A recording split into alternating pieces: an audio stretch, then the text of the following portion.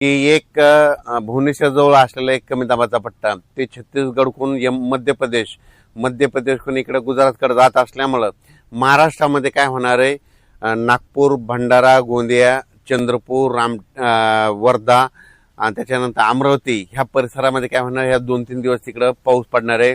म्हणून पूर्व विदर्भातल्या त्या 6 जिल्ह्यातल्या शेतकऱ्यांनी अंदाज लक्षात घ्यायचा. म्हणजे पूर्व विदर्भामध्ये 6 जिल्ह्यामध्ये आज 9, 10, 11, 12, 13 तारखेपर्यंत पावसाचा अंदाज आहे. म्हणून हा त्यांनी शेतकऱ्यांनी अंदाज लक्षात घ्यायचा. तसेच 9, 10, 11, 12, 13च्या दरम्यान महाराष्ट्रात देखील तुम्हाला सांगितलं मराठवाड्यात देखील परभणी जिल्हा, लातूर जिल्हा, बीड जिल्हा, जालना जिल्हा, संभाजीनगर, त्याच्यानंतर हिंगोली, नांदेड या जिल्ह्यामध्ये काय होणार आहे, खूप काय मोठा पाऊस पडणार नाही. दुपारपर्यंत ऊन पडेल, पण ह्या 4-5 दिवसामध्ये काय होणार आहे, तुरळक ठिकाणी विखुरलेल्या स्वरूपाचा पावसाचा अंदाज आहे. म्हणून परभणी, लातूर, बीड, धाराशिव, जालना, संभाजीनगर, हिंगोली ह्या शेतकऱ्यांनी अंदाज लक्षात घ्यायचा. त्याच्यानंतर राज्यात आपण उत्तर कोकणपट्टीकडे वळू तर कोकणपट्टीकडे मात्र आज 9 ऑगस्ट पासून ते 14-15 ऑगस्ट पर्यंत तिकडे मात्र पाऊस सरी थोडा चालूच राहील. म्हणून हा अंदाज सर्व शेतकऱ्यांना लक्षात घ्यायचा. नाशिककडे देखील पाऊस थोडाफार चालूच राहील, सरी चालू राहील. म्हणून नाशिक जिल्ह्यातील शेतकऱ्यांना अंदाज लक्षात घ्यायचा.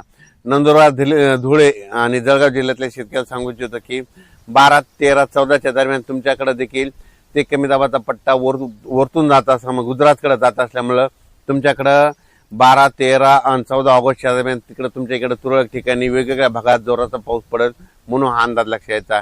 विहिरीला पाणी येणारा असा पाऊस सध्या तरी महाराष्ट्रात नाही. म्हणून हा अंदाज सर्व शेतकऱ्यांनी लक्षात घ्यायचा.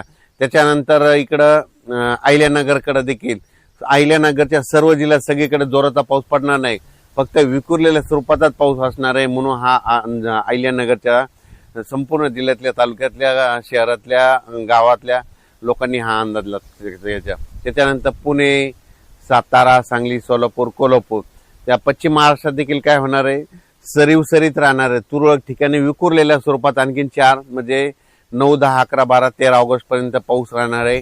खूप काय मोठा नसणार आहे. दुपारनंतर ऊन पडणार आहे, पण काही भागात तुरळक ठिकाणी विखुरलेलाच पाऊस आहे, खूप काय मोठा नाही. म्हणून हा पश्चिम महाराष्ट्रातल्या शेतकऱ्यांनी अंदाज लक्षात घ्यायचा.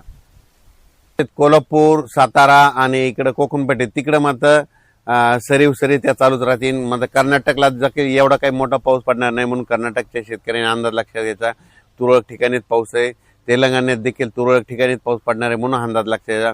फक्त एक कमी दाबाचा पट्टा भुवनेश्वरहून आपलं इकडे मध्य प्रदेशकडे जात असल्यामुळं विदर्भातच पाऊस पडणार आहे. ते पूर्व विदर्भात मग वर्धा, नागपूर, भंडारा, गोंदिया, चंद्रपूर, त्याच्यानंतर यवतमाळचा काही भाग आणि अमरावती, त्याच्यानंतर मोर्शी असं करत परतवाडा, इकडं जळगाव, जामोद, इकडं जळगाव, रावेर, धुळे, नंदुरबार ह्या पट्ट्यामध्ये जात असल्यामुळे ह्यामध्ये 11, 12, 13च्या दरम्यान तिकडल्या भागातच म्हणजे मध्य प्रदेशच्या बाजून महाराष्ट्र जे लगतचे जिल्हे, तालुके येतात त्या शेजारच्या तालुक्यामध्ये पाऊस पडणार आहे. म्हणून हा अंदाज लक्षात आहे. संपूर्ण महाराष्ट्रात काही सर्वदूर पाऊस पडणार नाही, विखुरलेल्या स्वरूपाचा पडणार आहे. दिवसा ऊन पडल, वारं सुटल. म्हणून हा अंदाज लक्षात येतं. आणि शेतकऱ्याचे एक मेसेज आला की यावर्षी ह्या ऑगस्टमध्ये विहिरीला पाणी येईल, तसा पाऊस पडणार आहे का, तर तसा ह्या ऑगस्टमध्ये पाऊस पडणार नाही. पडणार आहे फक्त गोंदिया जिल्हा, नंदुरबार, गोंदिया, नागपूर, वर्धा, चंद्रपूर तिकडच्या परिसरातच म्हणजे पाणी येईल तसा पाऊस आहे. आणि मात्र महाराष्ट्रात मात्र सप्टेंबर, ऑक्टोबरमध्ये मात्र सप्टेंबरच्या पहिल्या आठवड्यात मात्र महाराष्ट्रात विहिरीला पाणी येईल असा पाऊस पडणार आहे. पुन्हा मात्र धरण क्षेत्रात वाढ होणारा पाऊस, परतीचाच पाऊस असणार आहे. म्हणून हा अंदाज सर्व शेतकऱ्यांना लक्षात घ्यायचा. त्याच्यानंतर 15, 16, 17 ऑगस्टच्या दरम्यान एकदा राज्यात पाऊस आहे, पण ते सर्वदूर नाही. ते पण काय होणार आहे, पुन्हा एक कमी दाबाचा पट्टा तयार होणार आहे. ते काय होणार, परत ते काय होणार, भुवनेश्वरहून छत्तीसगडहून मध्य प्रदेशकडून तिकडं उत्तराखंडकडे जाईल. मग उत्तराखंडकडे जात असल्यामुळं महाराष्ट्रात फक्त वर्धा, नागपूर, भंडारा, गोंदिया त्या परिसरात तिकडे जोराचा पाऊस पडेल. आणि तिकडे पाऊस पडत असल्यामुळं महाराष्ट्रात फक्त सरी तुरळक ठिकाणी 15, 16, 17 ऑगस्टच्या दरम्यान विखुरलेल्या स्वरूपाचा पाऊस पडणार आहे. असा मोठा पडणार नाही. म्हणून अंदाज लक्षात. फक्त मात्र विदर्भात, पूर्व विदर्भात ते पाऊस असणार आहे. म्हणून पूर्व विदर्भातल्या शेतकऱ्यांनी अंदाज लक्षात घेऊन आपण आपल्या शेतीची कामे करायची. मी पहिल्यापासूनच आणखीन एक अंदाज सांगतो. मी म्हटलं तर सांगत होतो की जून मध्ये कमी राहील, जुलैमध्ये जास्त, ऑगस्टला कमी आणि सप्टेंबर ऑक्टोबर परतीचा पाऊस जास्त पडणार आहे. 13 नोव्हेंबरला थंडी येणार आहे. म्हणून हे अंदाज दरवर्षी शेतकऱ्यांनी, यावर्षीचा अंदाज सर्व शेतकऱ्यांनी लक्षात घ्यायचा. यावर्षी सप्टेंबर ऑक्टोबर मध्ये जास्त पाऊस पडणार आहे. म्हणजे ऑगस्ट संपताना जे वातावरण चेंज होईल आणि सप्टेंबरच्या पहिल्या आठवड्यात चांगला जोराचा पाऊस असणार आहे आणि ते राज्यभर सगळीकडे पडणार आहे. मग पाऊस काय होईल, पश्चिम महाराष्ट्राकडे सोलापूर जिल्हा जे वंचित भाग आहे, सोलापूर, सांगली, सांगलीचा काही भाग, आटपाडी इकडं, त्याच्यानंतर धाराशिव जिल्हा, लातूर जिल्हा, बीड जिल्हा, तर त्या शेतकऱ्याला सांगू इच्छितो की सध्या तरी तुमच्याकडे पिकाला लागल तसाच पाऊस पडणार आहे, पिकं जोपतील असाच पडणार आहे. पण तुमचं पीक काही खराब होणार नाही, पीक काही वाळून जाणार नाही.